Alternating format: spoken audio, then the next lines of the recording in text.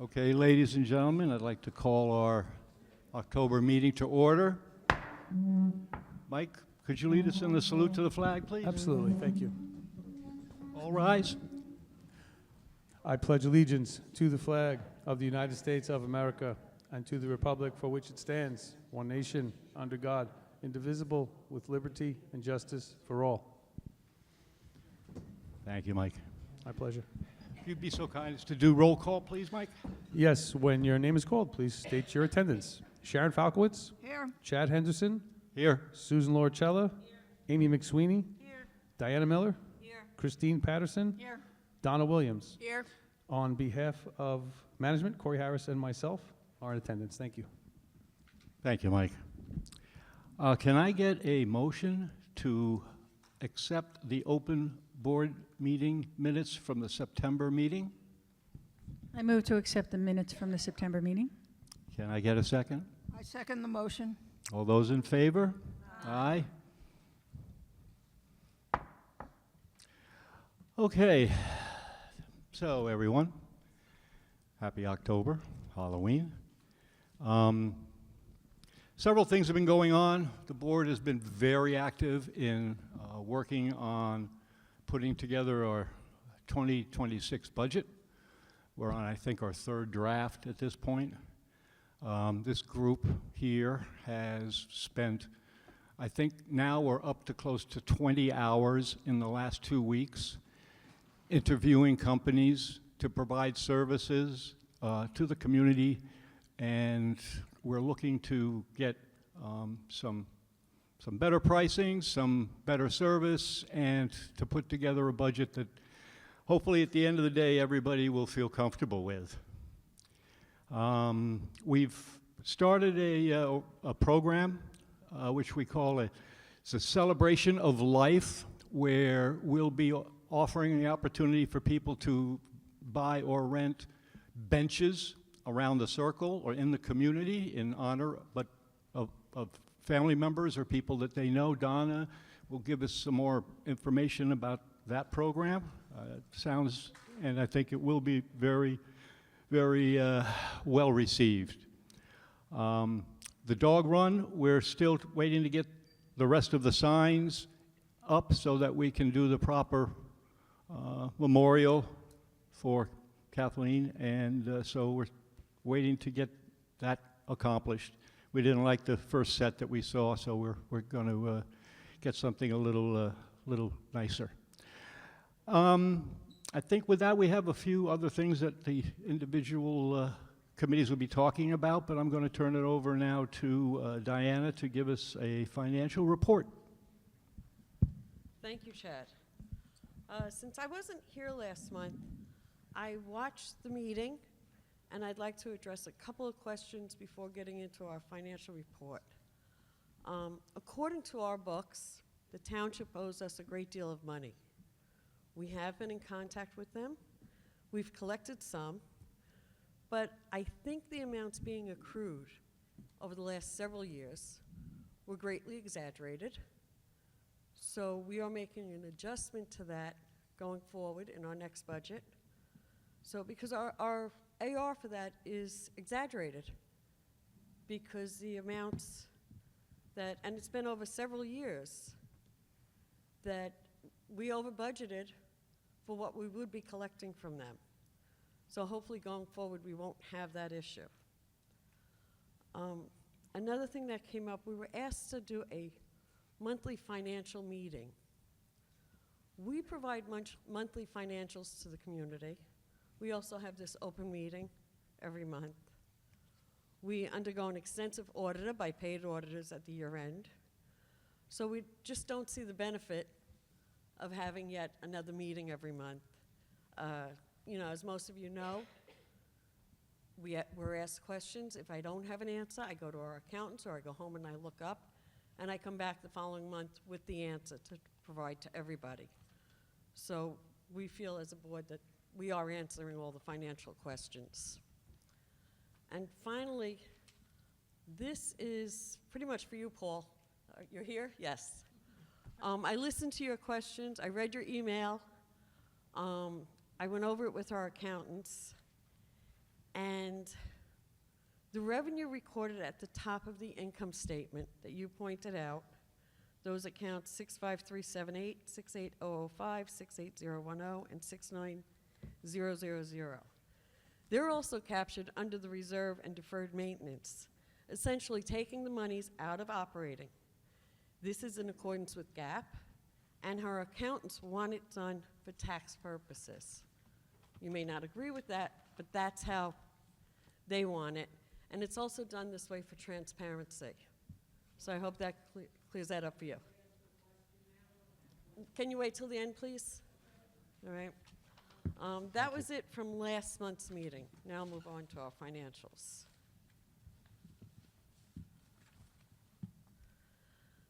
Our total operating cash is at $775,000.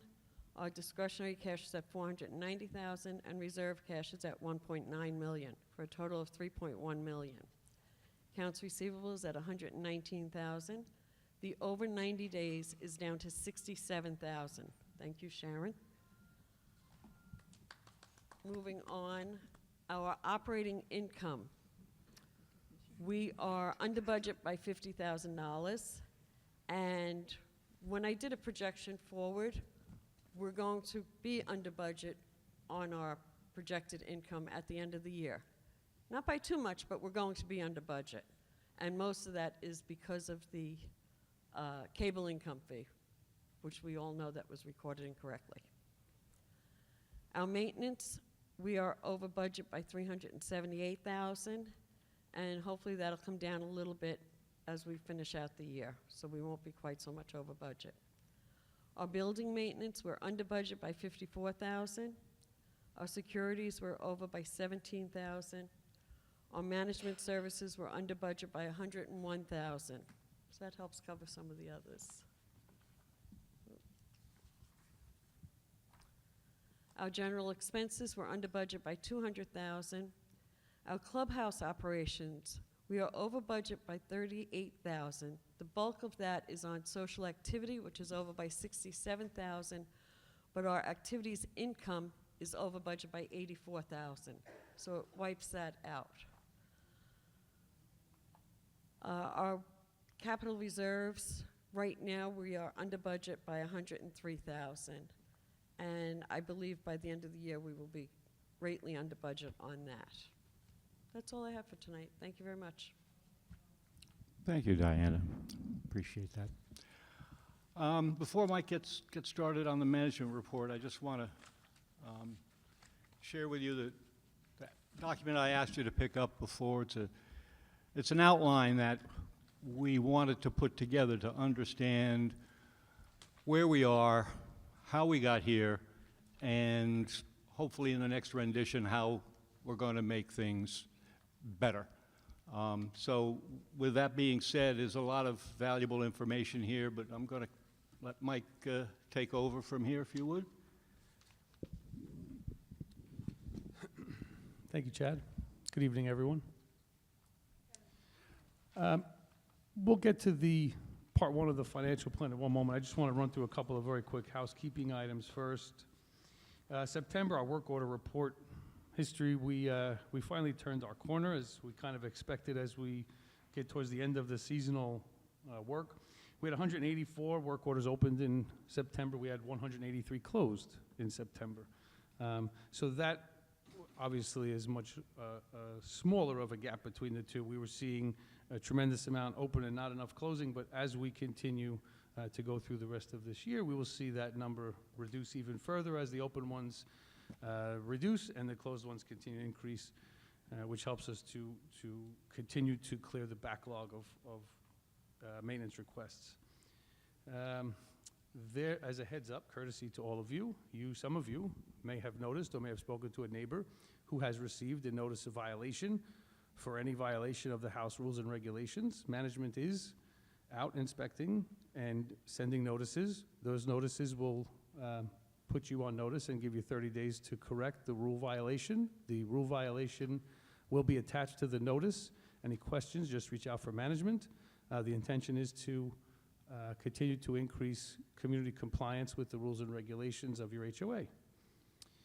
My next talking point is on the dryer vent and fireplace, speaking of compliance. By the end of September, when the due date was achieved, we had received 1,279 dryer vent receipts. Thank you very much to all of those that did so.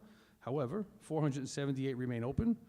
Those 478 will be directly notified with a notice of noncompliance and instructions on how to get that cured. If you have not done so, please contact our office and make arrangements. And if you receive this notice, please do not disregard it. Please contact our office to make arrangements to get this done. Thank you. My next comment, I actually have very little to say, but I have gotten a lot of questions on this in the last 7 days. ADT. So for any people who have received some correspondence from ADT, please note that we are as in the dark as you are on this. What I can tell you is the vendor reached out in September, and we had a meeting with them online. They had reorganized their ADT, reorganized their HOA business, community service business. We were dealing with an entity out of the DC metro area that has now been relocated to Florida, and there's very little intellectual correspondence that went with that transition. They don't exactly know what their responsibilities to Concordia are. Luckily, we're contractually obligated with them, so we know. So we've provided them with this information. They should have gotten it from their own internal people, but there will be a follow-up meeting we're having with them on Thursday.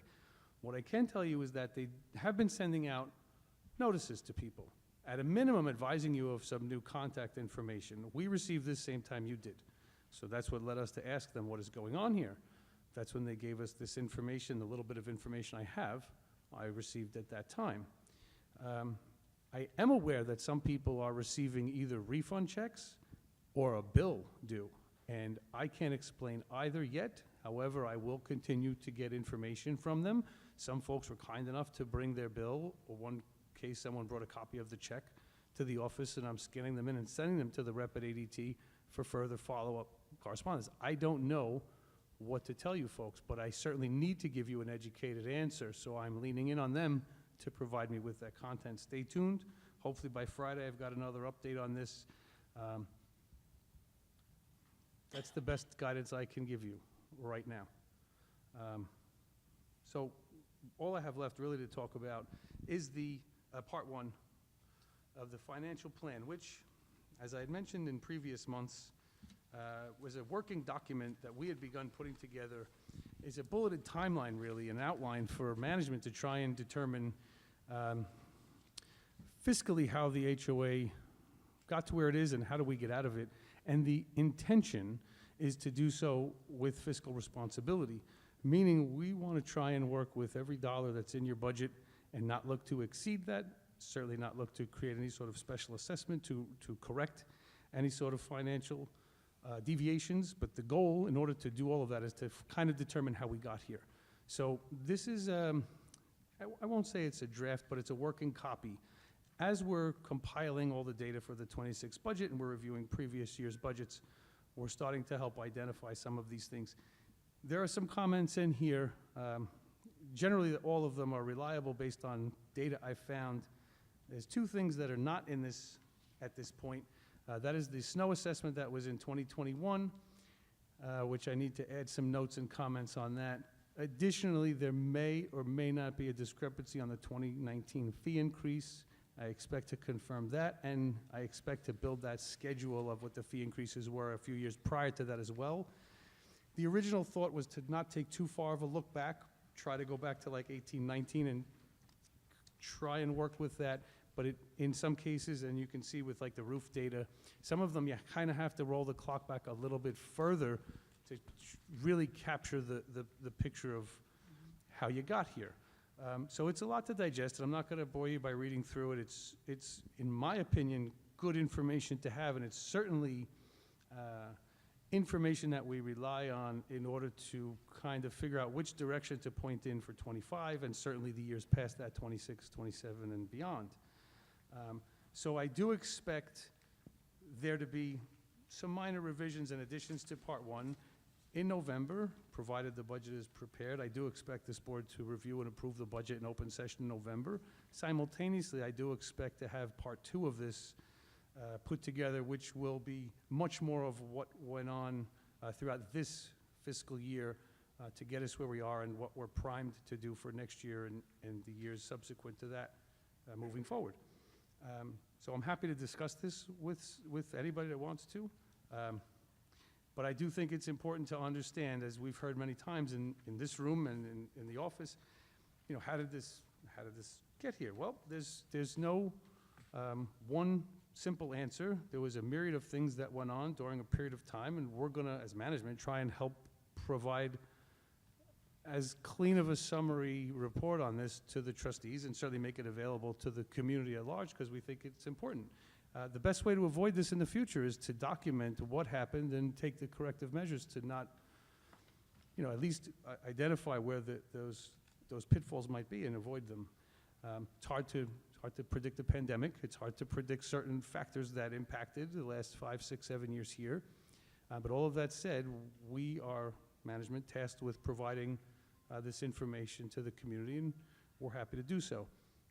That said, there's nothing about this is sworn testimony. It is, like I said, a living, breathing document that may get revisions and it will be noted along the way, but it will be added to your library of documents. So once parts 1, 2, and 3 are complete as a financial plan, which should see you through fiscal year 2028 if I'm able to achieve what I'm looking to do with this document with these trustees.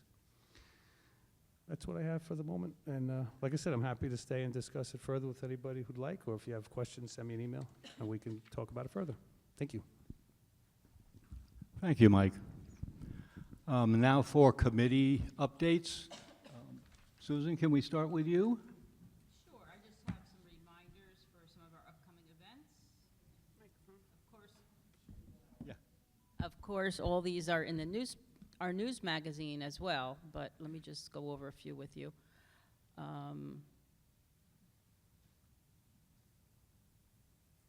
Okay, so the 18th, we have the murder mystery. The trunk or treat will be October 26th from 2 to 4 for your families to come. Comedy night, November 8th. We're going to have our second annual craft show on November 16th here from 10 to 3. December 13th, Cookies for Charity. We're looking for bakers to bake cookies. We had a very successful sale last year, and all of the profits went to Elijah's Promise in New Brunswick. We have the New York City Holiday Lights Tour. That's going to be on, sorry, one second. I'm just trying to get to the next page. Okay. Sorry about that. November 16th was the craft show. The Cookies for Charity, December 13th. New York City Holiday Lights Bus Tour will be December 16th. So tickets will go on sale on Thursday the 16th. And then, of course, our New Year's Eve party on December 31st. Okay, thank you so much. Thank you, Susan. Sharon? The Welcome Committee, Coffee and Conversation will be the second Sunday of the next month, so everybody please come. Everybody will be welcome. Thank you. Great, thank you. Donna, would you like to share with us the little bit about the bench program that we spoke about? I'd like to give you more literature on it, but we are really excited about this opportunity to have more benches, of course, in the community, but to have a celebration of life. And so we're looking forward, and I am personally so excited to get this started. So next meeting, I'll be able to give you more information. Thank you very much. Amy? So a couple of things I want to share with you is at the end of this week and the beginning of next week, we are doing some user test piloting of our new website. And if you were invited, it was a random group of people that we thought would give us the best feedback we could get. So if you were invited and you haven't responded, please do. We need you to be at both meetings for this. The other thing I want to talk to you about is the Health Committee. And Phyllis Derringer is here and Yolanda Schiller from the Health Committee. But the breast cancer walk, as you know, on Sunday was kind of washed out a little bit. Some people still did walk. Diana Miller was brave and walked outside and did it, and the rest of us walked around the clubhouse. But we had, Phyllis did a banner here. This is the most money that was ever raised for breast cancer, and we are so proud of her. So first of all, we're still collecting until the end of the month. So like this weekend, there'll be tables set up where you can donate. But up until that day after, Monday, we have raised $3,200, which is the most Concordia has ever raised. A special shout out to the pickleball players of the community, who together donated $962. The Shalom Club was the only club that donated to the Health Committee, and they gave us $180, so thank you to the Shalom Club. And just for those of you that don't know this, 18 is Chai in Hebrew, which is life, and so any increments of 18 is good luck. So the $180 is 10 times the 18. We're still collecting, as I said, through month's end, but so far this community, since 1922, has donated over $10,000 to breast cancer. 2022. Did I say 2022. Has collected over $10,000, which is fabulous, and so we're very proud of this committee. Thank you for everything you do, ladies, and thank you to Concordia for all you do to help donate to this worthy cause. Yes, absolutely. Thank you all. Okay, I think with that, I would like to ask for a motion to adjourn the formal meeting. I make a motion to adjourn the meeting. Can I get a Second second? the motion? All right. All those in favor? Aye. Okay. That was a record. Okay, resident Q&A, just reminder of the rules. The Q&A session is for community-related questions. Any specific property-related questions, Mike will be remaining after the meeting, and you can discuss them with him directly. We ask that you limit yourself to one question. If you have a follow-up answer to the one question, we'll let that one be asked. But if you have a second question, you have to go to the back of the line. This gives everybody a chance to ask their questions. And lastly, we would like to ask you to keep your question time to roughly 2 minutes so that everybody gets a chance to ask their questions before midnight hits. Okay, so thank you. Your name and your address, please. Carol Lipper, 6A Patrick Henry. This is an ongoing question.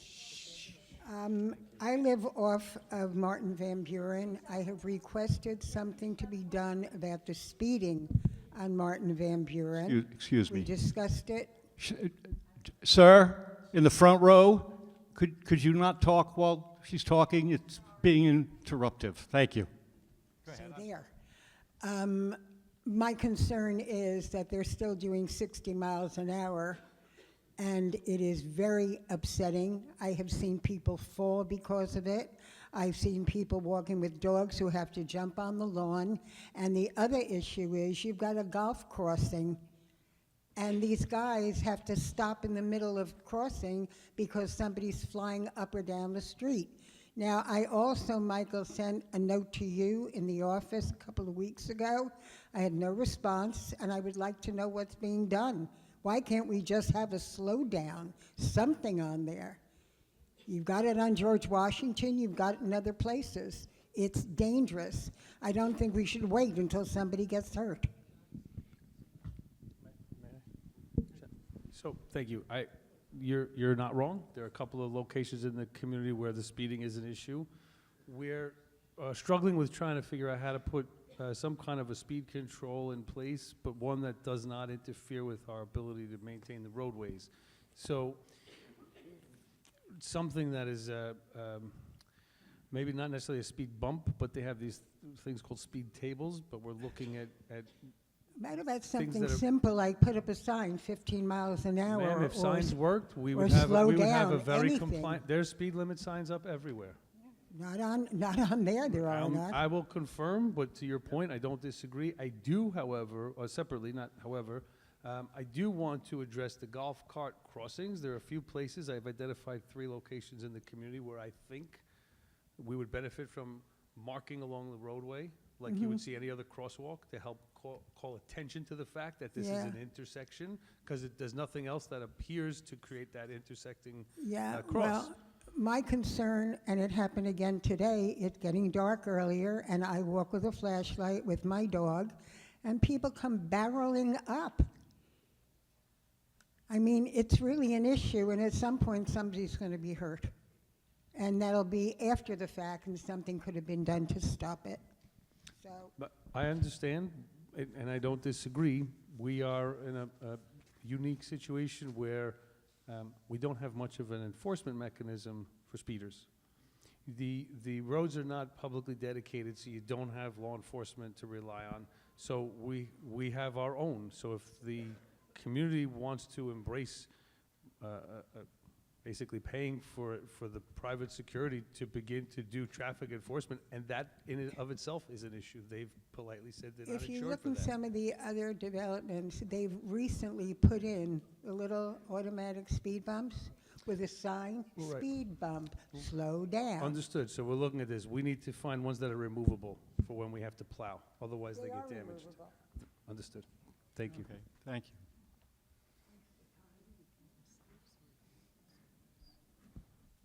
Hello, my name is Phyllis Derringer, and I am a member of the Health Advisory Committee, and I would like to remind everyone that the flu shots will be given out on Tuesday, the 21st, from 2 p.m. to 6 p.m. in this room. Anybody that's interested can sign up outside, or if there's a problem and you can't sign up, just come and get your flu shot. It's extremely important. And I want to just thank Amy for praising us. Thank you, Amy. Thank you.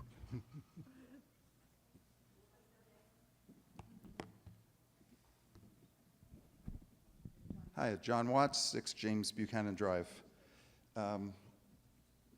Boy, I'm stumbling with this because we've got this new publication. It's called The Voice, and it's almost like the board doesn't want to hear anybody's voice. And I want to be respectful, but so let me just say, there's other communities that actually still have finance committees, so they actually meet, so the whole board doesn't have to. We used to have one. I was on it. Some of the board members were on it also. Some of the people asking questions have a much better financial background than me, and I don't think I'm a slouch in finances. But it's amazing not to be asking other residents for input on how to fix things. It's really frustrating.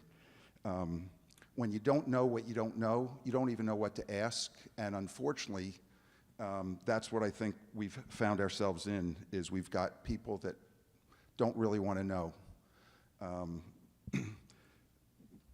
Multiple meetings, the board's been asked about budget items, and some of the people get verbally abused or told to sit down. I've asked about items before. I'm going to re-mention them because I'm only going to ask one question. We've got closing fees. I haven't seen any activity on closing fees and no mention during a board meeting why we're not seeing money coming in. We've also added a 10th month, which apparently is effective January 1st. This is now October. We've seen $0 shown coming in.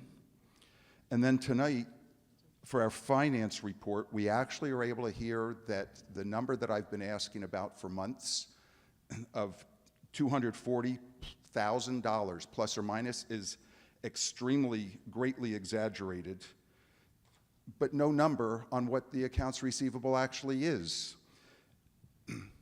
The board, everybody has either seen or been at the board meeting from 3 weeks, from a month ago. You had 3 weeks during the month of September. Again, September 9th isn't the first time I asked about it. You had 3 weeks in September to close it out. And tell us, as of the end of September, what is the accounts receivable? We just got the August one, and the August, actually, the accounts receivable went up by the monthly amount, which means, to my distant view, we received zero money in August. I don't care if there was 240,000 owed, 260,000 owed. We got no money in the month of August from the town, and we haven't heard how much it is. So my question is, when will we hear that? Thank you. So the town does an annual reimbursement for road, for recycling, and for snow, and they do quarterly for street lighting. That I can tell you. So that I do know. I don't have the tracker in front of me, but we do submit the lighting to them quarterly. I want to say the snow, all the other stuff comes in the first half of the year? Yes? Okay. So let me re-ask the question. When will we find out what our accounts receivable are with the town? So as Diana mentioned, the idea that the HOA was accruing anticipated income that's not actual, it's never going to be zeroed out. In other words, there's no guarantee what you're getting back. We could submit 80,000 in receipts and the town can send back 35. And if we accrued for, let's say, 50 of it, we're short 20K. No getting around that. You're never going to come in. And if you do it again next year, now you're short 40K. And it compounds.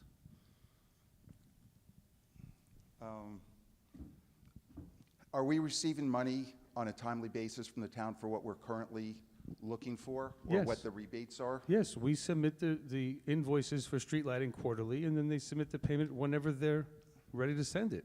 We submit the annual tonnage report for recycling, and they send one check for the year. You don't see it again for 12 months. Same thing with road repair, same thing with snow.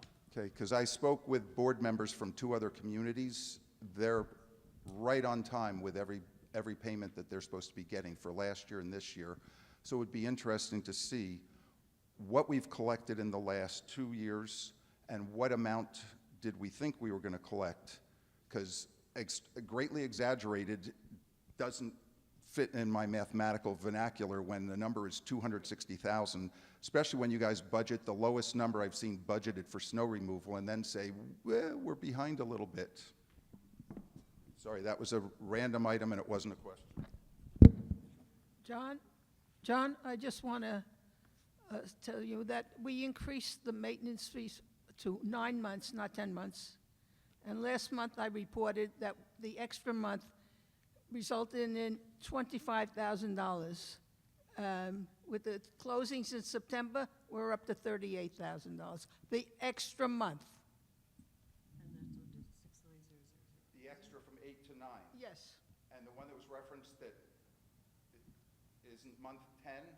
We're not No, collecting that's a month month 10? 9. Month 9. You We always haven't, collected we 8 haven't months. had any closings yet. Used to be 8, we increased it to 9. I know. It took 4 years to get that pushed through from the first time I brought it up at a board meeting.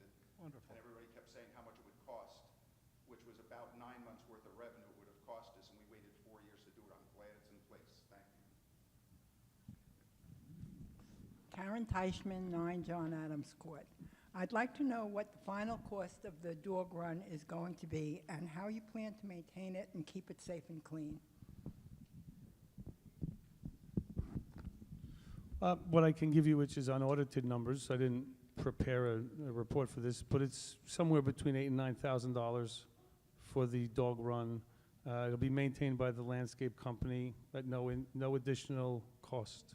It's already grounds that are here that are already being maintained by the landscape company. Thank you. You're welcome.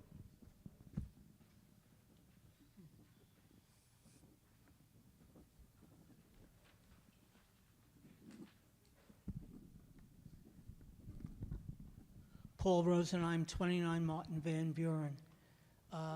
Back in September 10th, the day after the last meeting, at Mike's request, I sent Mike and the board an email with 2 questions regarding operating income and the July projected actual reports for the July. I received no response. I followed that up with an email, another email on the 22nd. Now, per Diana's article in October Voice, I quote, Board is committed to responding in 48 hours. As of this writing, no response has been received. I'm sorry, you sent your question to ask the board? Well, the first one I sent to Mike and the entire board, and the second one was regarding bylaw rules and regulations, what was sent to ask the board. Never received a response. Actually, Paul, if I recall, I did answer you on the, posting of the new rules and regs, and I said we are working on it, but no, we had not completed doing that yet. Well, I did I send never- you a response, I recall. I didn't get one. Well, and- I'll show you the copy of my emails. And the other thing, well, that was going to another question then. Paul, let me interrupt you a minute. I have your email here from September 10th. Right. I answered that completely tonight in the meeting. According to what you wrote in the October Voice, the board is committed to responding in 48 hours. I did not get a response. This was a follow-up to your question from the meeting. I wasn't at the meeting, and I've always answered, when you come in here and ask a question, if I can't answer it right then and there, I don't email it back to you. I answer you here so everybody can hear the answer. Then- Everybody hears your question. I think everybody's entitled to hear the answer. The answer, the board, first off, your answer was not really complete, and I can go over it in detail and explain why. Like I wrote in the email. And I forwarded your email to our accountants, and that's what they came back with. This is how the auditors want our books done. You may not agree with it, and I'm sorry you don't agree with it, but this is how they want it done. I am not complaining about how they produce the report. What I am talking about is it's very misleading on the income, because the income includes those items that apply to the capital reserve and discretionary reserve. And yes, they are taken out at the end to account for it. But if you look at the report for August, it shows that we are under budget. We are over budget by $50,882 in income. That's not really the case. When you take out those items that have nothing to do with operating income, and that's what we're dealing with, the operating budget. When you take out those amounts, we're under budget by quite... Well, again, I'm sorry you don't agree with this. You're This not- is how our audit is. You're not and the accountants want it Please, done. You're not understanding... I am understanding your question, but I can't change the way it's done. So you're happy with, let's call it in a way, not reporting properly what the numbers show. That's your opinion. No, that's fact. It's not opinion, it's fact. This Just isn't your according fact. to GAAP, Paul. This is GAAP reporting. So This- I'm sorry you don't appreciate that, but that's what it is. And for those that don't know, GAAP is general, accepted, and accounting practices. Okay, then, where is the money for processing fees? Last month, at the start of the meeting, Mike said that FSR, before you end, FSR stopped their check because it never got here, and they were sending over a wire. And they wired it. Where is it in the report? It is not in the report. It is in the bank. It is in the bank. We did receive it on August 14th. I questioned them when I got the report and said, where is it on here? They reconciled the bank account, but they weren't sure what account to put it to, so they didn't put it on here. Let me jump on real quick. How much was it? That one was 23,000 and change. Yeah. That was the first one. The other one now they're going monthly. July's was 2,300. August was about the same, a little more. It's important to note, you're the only community that we do revenue sharing with on these resale packages.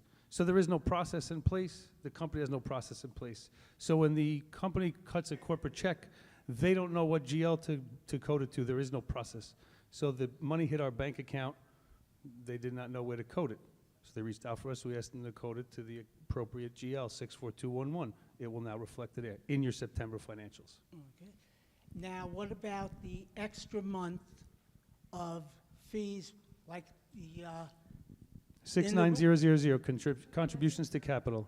No, not that, no. This is the money now, the extra month that anyone buying a new home has to pay to set up their account. That goes there as well. In what, the capital? Contribution to capital, 69000. So now that means there are 9 months that people are paying when they buy a new home, correct? Yes. And this is an Split up, addition. actually, it's 11 months. They pay 7 to contribution to capital, 2 to your discretionary account, and then 2 prepay on your maintenance dues. Well, forgetting about the prepaid, that's going to cover the first 2 months, but they're paying 9 months, and now they're paying a 10th month. No. So that wait. They used to pay 8 months, now they pay 9 months. Right, because of the bylaw change. Right. But now the rule, there's in there, the new rule, 700, states that they pay another month's maintenance fee. That's it. That is it. That's the 9th. Yes, that's your 9th month. So then what?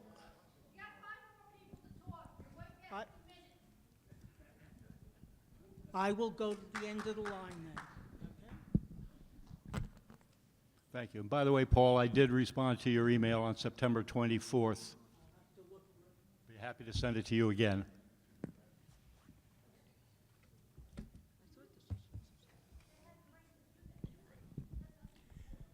Charlie Tobias, 2 Wexford Drive. I want to go back to ADT. Your explanation, I understand. However, the contract is up next year, and I believe it's up mid next year. So theoretically, regardless of what took place or didn't take place, you should be working on the contract for our 26 budget. Yes, sir. Unless, of course, you have the ability to extend this. I don't know what the contract allows you to do. They'd be happy to extend it, but more importantly, we're actually reviewing alternate vendors to provide this service. I'm glad you are, because Yes, they're for very the last expensive. 2.5 months, so you know. In fact, they were here yesterday? Yesterday. Yesterday, again, canvassing the equipment. Some of you, thank you for providing access. Technician came and observed some of the equipment. There's 2 different generations, let's call it, of equipment in some of the units. So they needed to capture that so they know what kind of communication equipment's in place. But yes, we're absolutely working on it. No one is happy with the current agreement or the current vendor. No, I understand that.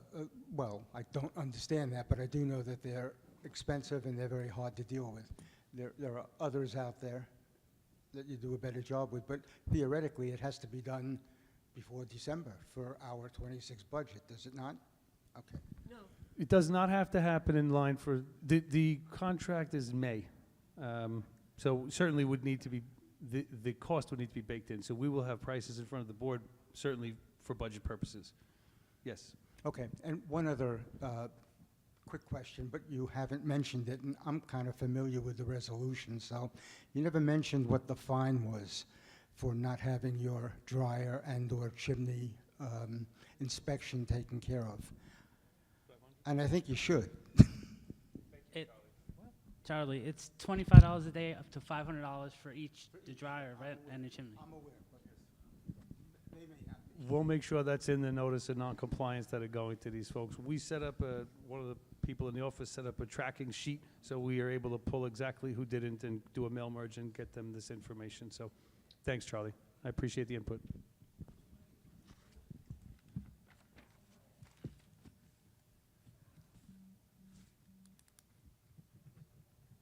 Hi, everyone. Nancy Redwood, 4A, Ethan Allen. I may not phrase this exactly right, but last month there was some mention of additional support or resources for our maintenance staff because people were questioning additional assistance being needed. Are you looking to add personnel to the maintenance staff, or is this something that you're possibly considering outsourcing? Both. Both. Okay, I think if it's something that could be, that you're considering outsourcing, that would be nice to have input from the community. I mean, the people we have in our maintenance department have been here for 30, 35 years. No one would lose their job, to be very clear. It's no different than when we changed the payroll from the HOA to First Service Residential. All of the maintenance folks would still have the opportunity to work here, would not be elimination of their employment here. It would just be the transition of their role to a maintenance company that could more effectively maintain your community. I understand that, Mike, but I was part of dozens of outsourcings at AT&T, and if you may have outsourced something to IBM, yes, they take those personnel, but there is no commitment to keep them. So they may keep them for 3 months and pick their brains and try to figure out what they know, and then they lay them off. Or they start over as a year one employee instead of a 30-year employee who has 4 weeks vacation and 401k and all those other things. So it could be a very big deal to the employees themselves. I'm quite aware of that relationship that IBM had in the outsourcing world, because I was in part of that as well. And one of the things that we want to ensure is that those employees that we've had that have been dedicated to us are treated properly and fairly. And if they're not, that won't be the company we pick. Well, it wasn't just IBM, that was just an example. We did Hewlett-Packard, we did Oracle, we did many different companies, and it was Hundreds always of them the too. same. Yes. You can't make a company keep someone for 30 years, you can't make a company, transfer their amount of service.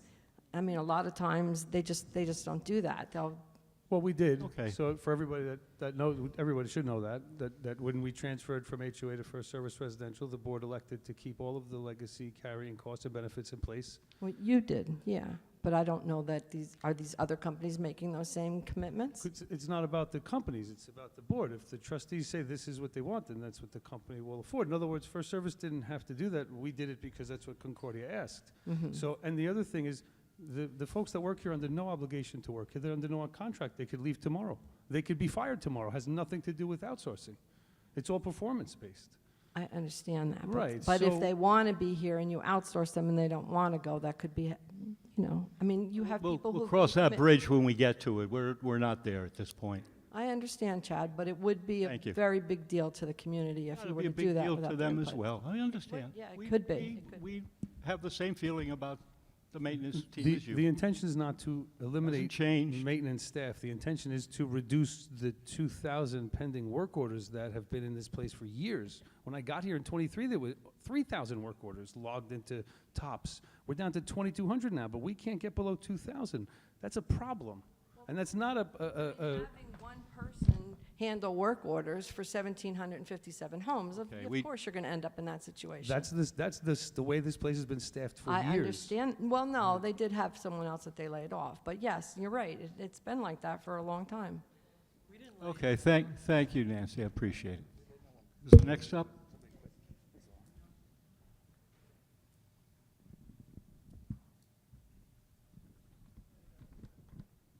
Hi, Rona Tenenbaum, 8B Martin Van Buren. Diane, when you were talking about money that I guess the township owes us but is never going to come in, so are you going to write that off as a bad debt? Or is it on the books? So the money over the years that has been accrued, the auditors will handle that when they do, what they do with it. I'm sure they are going to write it off. But we've made the adjustment in our upcoming budget that we will not be accruing at the same rate. We're looking at what they've paid us this year, which we have collected some money from them this year. And we'll do an average to see, and we will go lower than what we collected from them this year. So anything extra will be a bonus on our books next year. Okay. And the other thing, I have a feeling a lot of people are in the same situation. I had somehow the sprinklers worked 1 week, and that was in August. And at bizarre times, it was, oh, look, they're working. But that was only about a week. So I've kind of accepted that my lawn doesn't get watered by our group, but I wonder why we had to seed my lawn. It's not going to grow. There's no water on it. And I'm sure there are a lot of lawns the same. Why are we paying for that? I don't know how much you pay, but I don't think we should be getting the services we can't take advantage of. My opinion. Thank you, Rona. Thank you.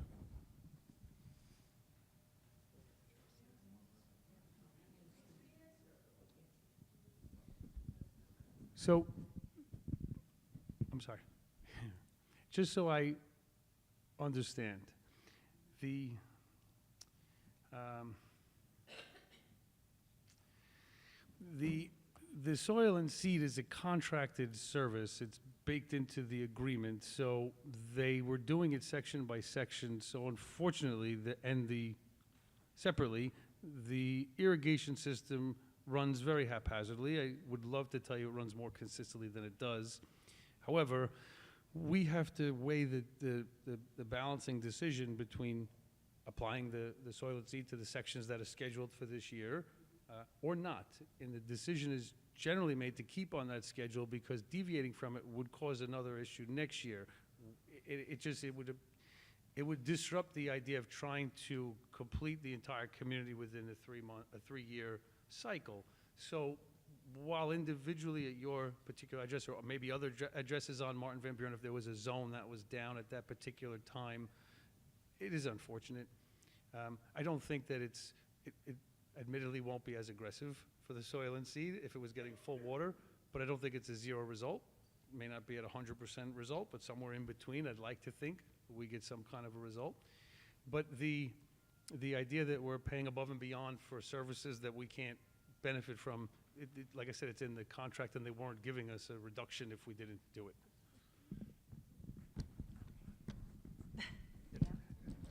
Okay, thank you for that explanation, although it is frustrating that we can't selectively say, well, this whole block isn't getting it, so we shouldn't do the seeding on that block.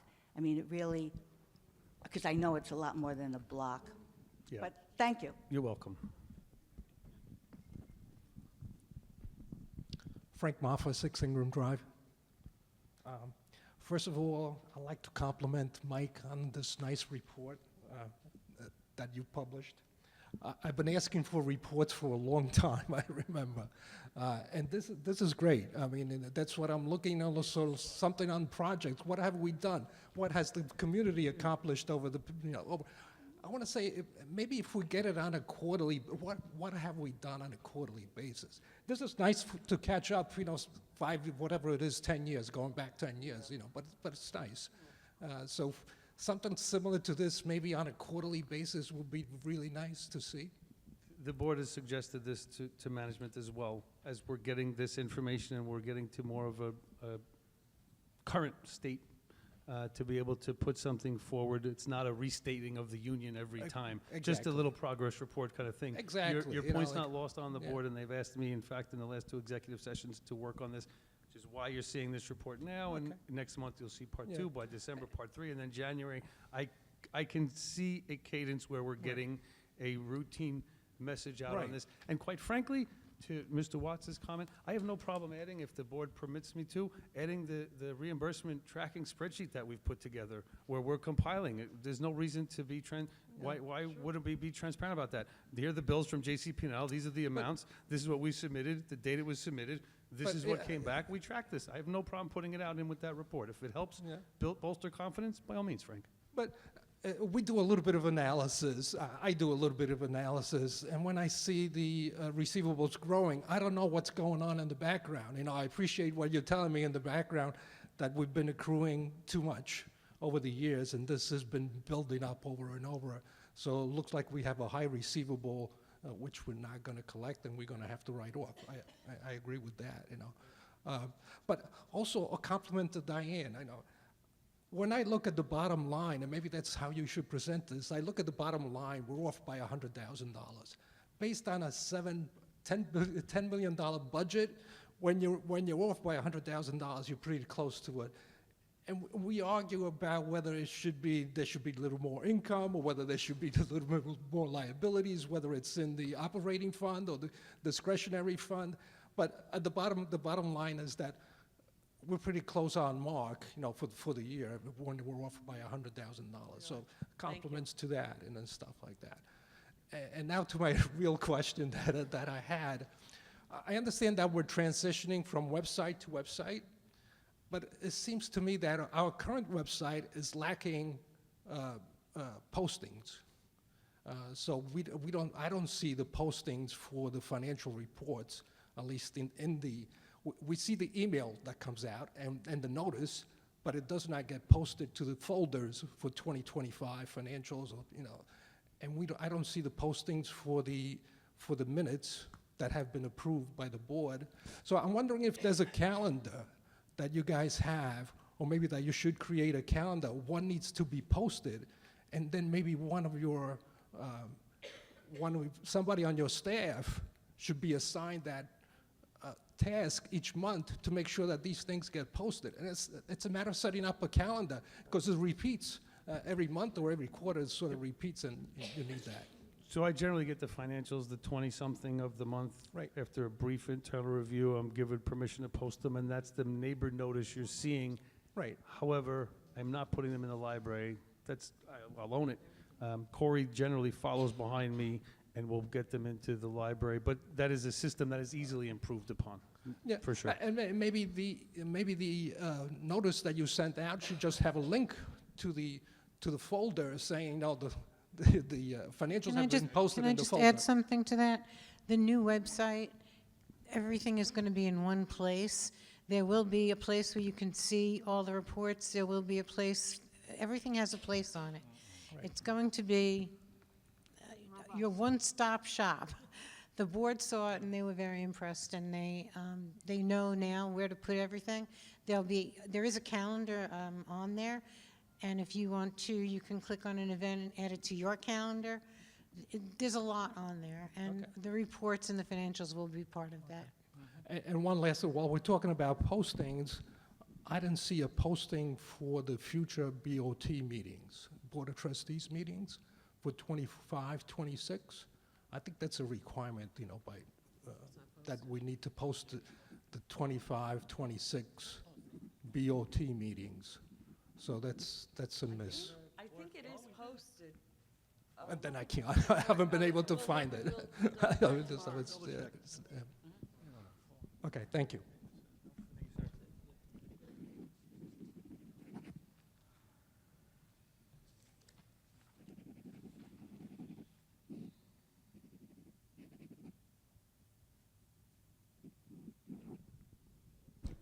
Arlene Lesney at 12 James Monroe Drive. I received a letter from ADT, which you might want a copy of, which might help you to make the matters worse with ADT or give you some extra questions when you meet with them. This letter gave me the impression that I would be billed for the ADT services, while I assumed that it was part of my HOA expenses. And although I don't remember seeing in the budget an ADT line for that, unless it's incorporated somewhere in it. And I want to give you a copy of that. If you promise to make a copy, give it to Susan, Barbara in the front, so I can have it back. That would be fine. You can actually ask the concierge. They'll make a copy for you right on the spot and give it right back to you. They'll be happy to do that. The contract for ADT is listed on your budget under alarm. And it falls under the greater security designation in the budget, but that's where you would find it. You are not to be paying individually for your central station monitoring fee. The HOA pays that fee in bulk for the entire community. Any services you may have negotiated directly with ADT above and beyond the central station monitoring and that you were paying before, you may still have a bill for that. That is outside of HOA's contract. But as far as if all you had was just the maintenance agreement for the monitoring, they should not be handing you a bill for any of that at this point. Yeah, then you won't. We'll take a copy of it. You won't be billed. We'll make sure you get it back. Thank you.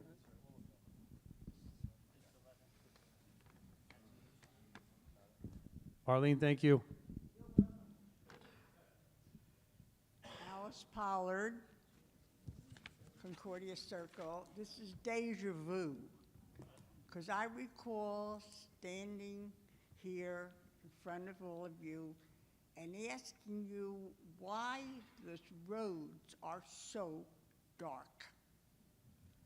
It is virtually impossible to see in some of the sections of Concordia Circle. You did say to me that it was the fault of it was the JCP&L, or whether it was has there been any progress? Because it's getting darker. And now that it's winter upon us, at 4:30 in the afternoon, you don't see the road. Yep, it's darker much longer now. What? It's darker much longer, yes. Why is it always so dark? There's not sufficient lighting, and there's been a number of people said the same thing. And also, do you have any control over people that like to take a stroll at night? No, ma'am. How can we control that? You know, I feel they're playing Russian roulette because they walk toward the cars. They're wearing dark clothing. And we they provide don't them walk. vests, go figure. Why? I mean, you just can't get to them and tell them what they're doing is so wrong. And if they don't want, if they want to walk across the street where there's pavement. We try and give people that guidance, and they are free to walk where they want, Alice. As much as I would love to It's corral sad. them to the It's walk. sad. I understand, it doesn't make sense. I see people walking in the middle of the street. I don't understand it. I don't understand it. But I see Then it, they I don't try rea- and guide people to the side. They don't really care because, you know, if you're driving a car and the lighting is so poor and they're in dark clothing and they're walking side by side, as a driver, I can only feel that if I did have an accident, okay, I would be sued. I would lose my license, right? And they could be dead. All potentially true. Yes. So if I'm talking truth, there's nothing you guys can do? What can we do? To educate them and say, if you want to walk, go across the road. You have a beautiful pavement you could walk in. I mean, it wouldn't help, right? All right, so thank God I'm here this year, okay?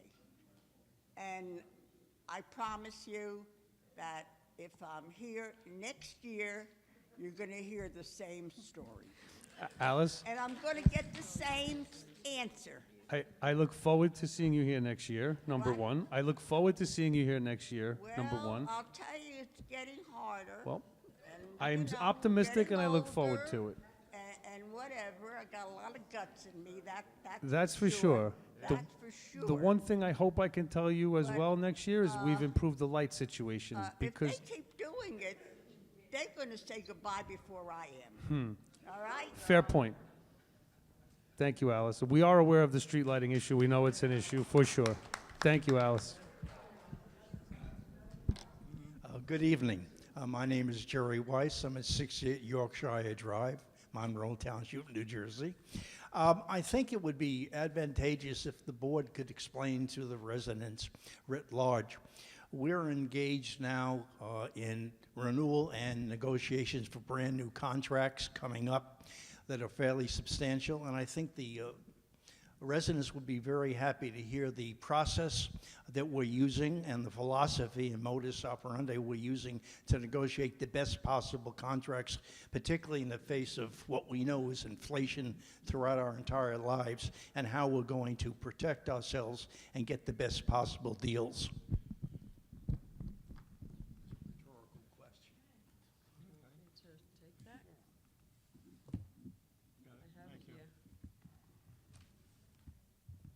Jerry, we went out to bid this year on trash, nursing, landscaping, pool, and legal. Coming up, we have the alarm, which we've already started. Considering porters and considering maintenance, where we can cut costs so far, and we're not finalized with the budget, but I will tell you, we've been very successful with the ones that we have, with the bidding that we've gotten in. The numbers are looking good. I think everybody will be pleasantly surprised this year. We can't go further, but we have worked hard this year on getting these costs reduced. Yeah, it is our intention to improve services while minimizing cost increases. That's our philosophy. Thanks, Jerry. Thank you.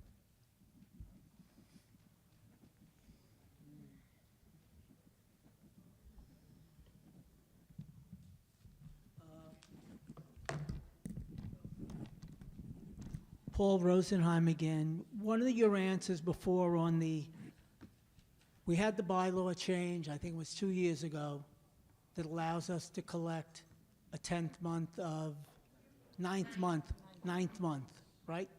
Now, we have a 10th month. We went from 8 to 9.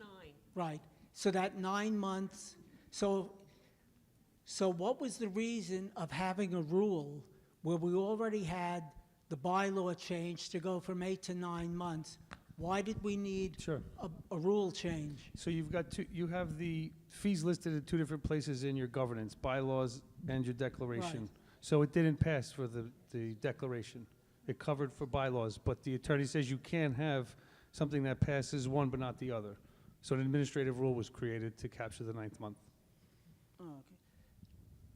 So what, so we have the 9 month. Yes. But if you read the rule, all the, call it charges or whatever, that 9 month cover is really operating expense support, Okay. correct? It's an administrative expense, yes. Right, but it's being put into the capital reserve and not the, let's say, discretionary fund, right? That was the board's decision, yes. And that was approved by the attorney? Yes. Okay. Now, the other thing, Diana, you said you had the answers for my questions. One, I didn't hear the answer on one thing where if you look at the reports, you look at the financial projections, the actual reports, there are differences between the revenue income and the capital reserve income. And as a result, if you're trying to reconcile and see what our projected finances, operating fund finances at the end of the year will be, there's a difference of about $3,500 depending on which income you use. If you use the numbers from the operating income, you'll get one number. If you take the operating income and then you subtract out the monies that are in the capital reserve income at the bottom of the report, you get a different number. Paul, in all fairness, on an $11 million budget, a $3,500 difference, I will let our auditors decide how it should be done. I'm sorry. Okay. I can't answer it any better than that. Have you looked at what the projected year-end financial will be for the operating fund? Have you done those projections? As I said earlier, yes, I did look at them, but I look at all of the income. Yeah. Not just the line items that you want to look at. And I told you, I announced earlier, we are going to be off of budget, probably in the area of $100,000. I said that earlier in my remarks. When I do it, looking at I'm looking at the operating income. We're off by about close to $200,000. I disagree. I would like to meet with you, and if you want FSR accounting to go over it, maybe if I'm wrong, fine. But if you're wrong, I think there needs to be some changes in the way the reporting is done. I'd be glad to meet with you. What? We're not making changes in how, this is how they want it reported. So we're not changing it because you don't like it this way. I'm sorry. Okay, Paul, and I thank see you. no benefit in us meeting one-on-one. Nothing's going to be gained from that, Paul. I'm sorry, no. Okay, one other thing on the front. Agree to disagree. Okay, I'll let someone else go ahead. One more. 2 minutes, 2 questions, please. What? 1 question. You had 2 minutes.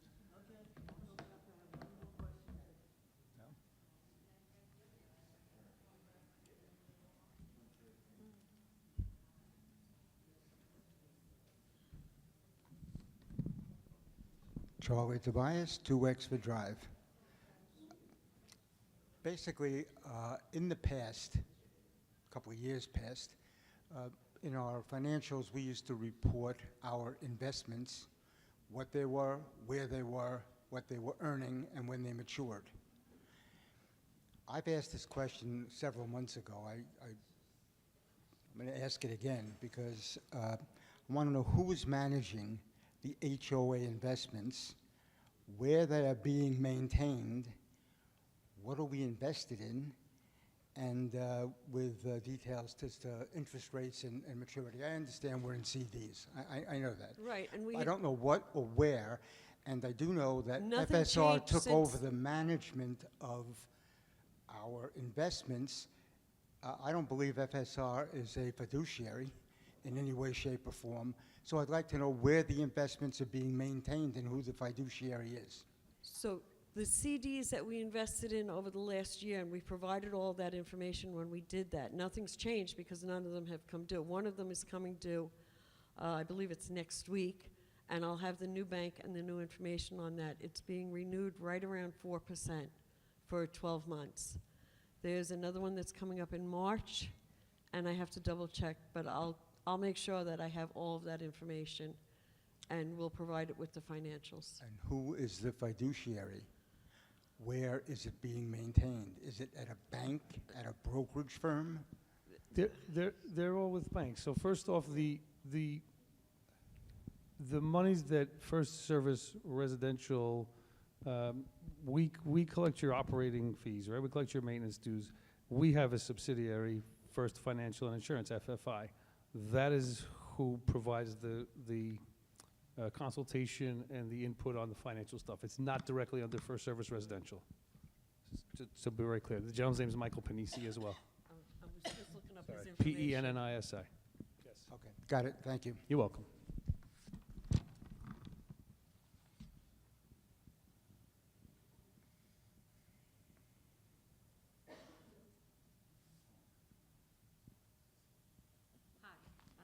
Nancy Redwood, 4A Ethan Allen. A couple months ago, you guys had mentioned you'd come to agreement with the golf course on terms, I guess. One of the things that had held us up when I was part of the board was the fact that they wanted us to pay the lease payments on their combine machine. Did you agree to pay those lease payments? Okay, good. One of the things that happened when we brought the new security company in several years ago, they had a software package that they gave to the golf course to be able to use to update the golfers who were coming in on particular days. They could just transfer that software over to security, who would know who was coming in. I think a lot of people have mentioned concerned about the drivers and the speeding and so forth, and a lot of that's coming from the golf course. They do have a right to access this community, but so do the residents, and the residents have to follow rules. We have to register our guests, we have to have barcodes and certain other things. So what are we doing to try to get the golf course to give us information so we can control who's coming in from the golf course, and it's just not a free-for-all? So unfortunately, I can't give you an answer other than the board is currently consulting with their attorney on this matter. That's what I can tell you. Okay. Sorry, I can't give you any more at this point. Well, they've been consulting for several years on this, but thank you.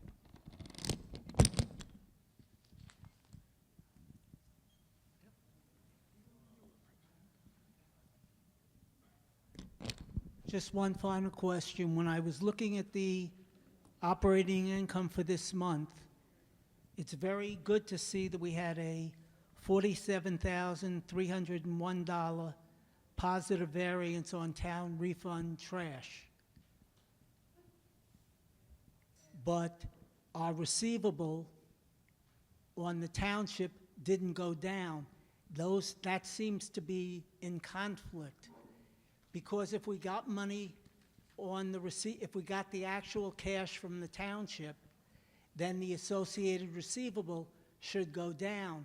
So where did we get this $47,300 positive variance, which is good to have that, but where is the offset for that? Because, as I think it was John pointed out earlier, our township receivable went up by $12,167, which is a standard monthly accrual for the 4 accounts. And, you know, just where's that all that extra money come from? And it's trash. It's the 69,411. Yeah, no, I see it here. I just had to pull out the right report. We did get money, we did get money from them from trash. I'm going to have to check with them and see what they offset it against. Yeah, because it seems just very too high for anything, because like I said, the receivable didn't go down, and we got cash, so. Okay, thank you. Okay. Okay, thank you, everyone. Have a good evening, and we'll see you next month. Thank you.